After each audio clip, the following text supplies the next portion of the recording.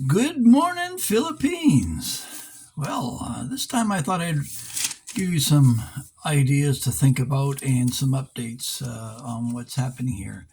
Um, the city government here in Cebu has filed a motion in courts to block two Facebook users who refer to themselves as Cebu Updates. Just a cautionary tale to all you bloggers who've decided to call yourselves an authority on any kind of Philippine issue. If you seem to reflect something that's of a government agency nature, they may come back and give you a good kick. Um, Recently, let's get this one out of the way. The Americans have decided to reinstill some vigor into their military bases, and a lot of personnel, although may have been dispatched to the Philippines, strangely enough, you don't see them. They're being kept on base. And why is that? Well, the Americans have a long history of shagging the locals and leaving offspring babies and causing trouble, drunks in bars and all that kind of stuff. So they're trying to, change their image with the new woke army and keeping them closer to bases so they'll stay out of trouble. Meanwhile, you got all your vets there that are doing blogs, trying to I would say, claim as much undeserved valor. Just because you piloted a desk in Afghanistan doesn't mean that you're a war hero. Um, uh, my dad used to say the only army worth a damn is the reservists because they're called up when the fight is real. And he always used to say a peacetime army isn't worth a shit.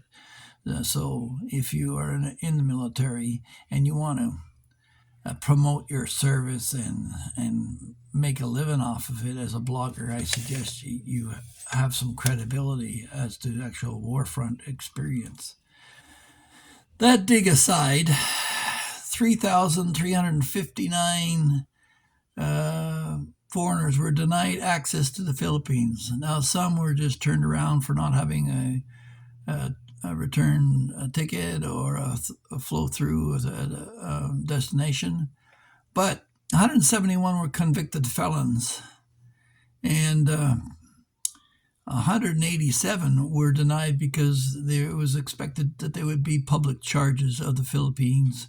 In other words, destitute people who've heard that the Philippines is a cheap place to live, who scraped up just enough money to buy a ticket, and now they think that they can get stuck here and live off of whatever welfare check they can get. So, yeah,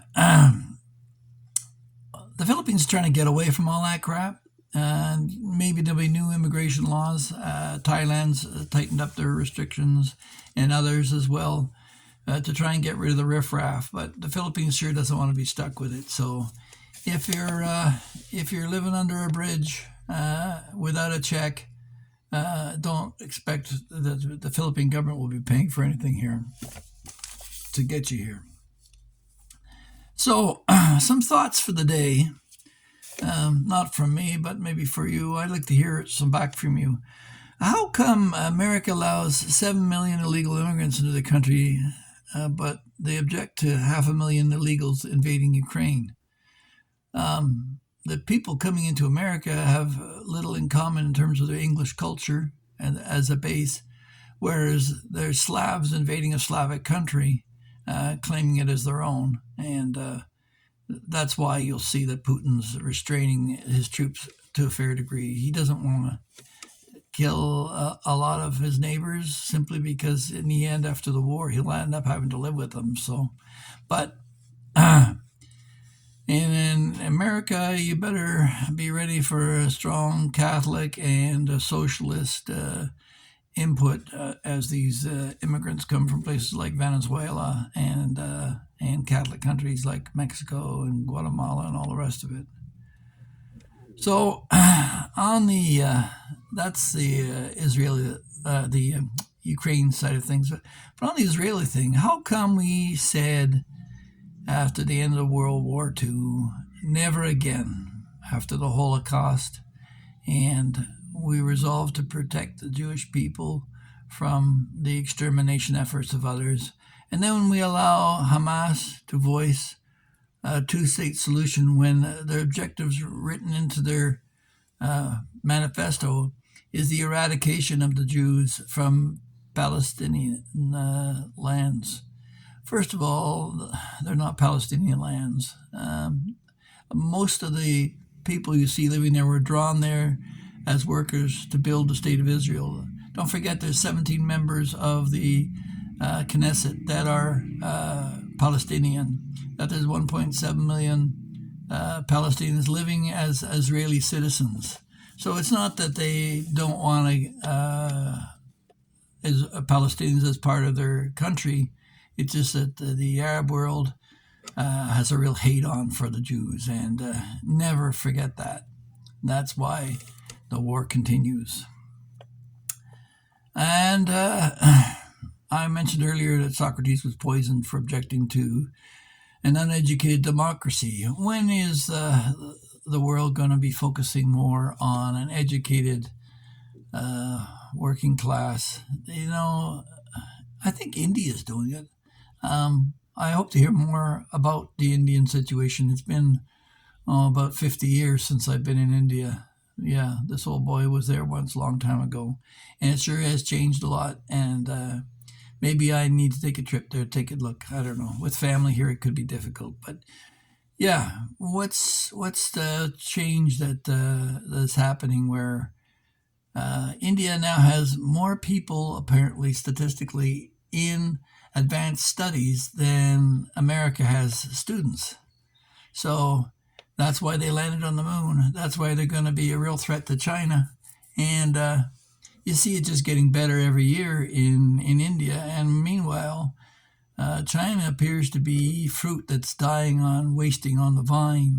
The Belt and Road Initiative seems to be falling off the tracks. They're alienating more of their neighbors. Vietnam is now signed an alliance with the Philippines. They claim it's got nothing to do with China, but really, they both share a common problem in that China's pushing and bullying its way into what they call the South China Sea, which needs a definite name change.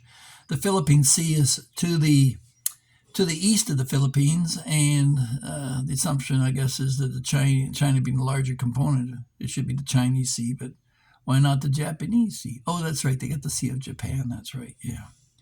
So, just some thoughts for you. And the other thing, too, is at what point does confidence become arrogance? I think confidence is an inner thing that gives you the conviction to maybe express an opinion. But arrogance, I think, is more when you try and force those opinions on other people. And there seems to be a fair bit of recruitment amongst some of my blogging friends to try and recruit the approval of some of the crap that's coming out. I hope the government comes in and does do a little cleanup on some of the ones that are out there. But anyway. And Mother Nature has been working for 6.5 billion years and without any help from mankind. Why do we suddenly feel that she needs our help now? The whole global climate change thing keeps going over and over. I'm just so tired of hearing about it. They're trying to scare people into ways that they can control them. It's been going on for billions of years and it will continue, and it will self-adjust. It doesn't matter what we do. Now, as a species, we could put ourselves at risk, but certainly by not having children, by sticking untested vaccines in ourselves, and by polluting our environment with things like mercury and light bulbs and crap like that, there has to be a proper monitoring of the pollution within our planet. Never mind the climate. We just don't need to be pooping in our cage. So, and finally, I'll leave this with you. Do you know that there's 41 isotopes of gold? From AU 170 to 210. And there's only one, which is AU 197, that is stable, that is non-radioactive. So What are you wearing on your finger? Yeah. Okay. And like I say, this is intended to be a thought-provoking channel, and I hope you enjoyed it. We try to find something that's interesting, different, and unusual. If you enjoyed this and would like others, please feel free to look at the library below of other videos, some stretching back over 10 years. And don't forget to like, share, and subscribe. As usual, all my videos are unedited, so you get the raw stuff. And I appreciate the raw stuff from you too, because you never learn anything from your friends. Your real friends, you will, because they'll diplomatically and as best and gently as they can tell you where you're going off the tracks. But it is your enemies that you learn the most from. If they can channel that energy to tell you what's really pissing them off. But most enemies just dispatch with a simple explicative and tell you to go to heck. So you don't really learn from much from that. But if you can draw out your enemy as to where you're going wrong, maybe you can learn something. Because a wise man learns from criticism.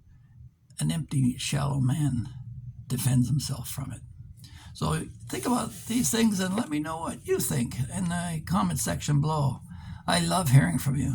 And like one last note, on the previous video I talked about I wash my hair. That was as a result of a comment from a subscriber.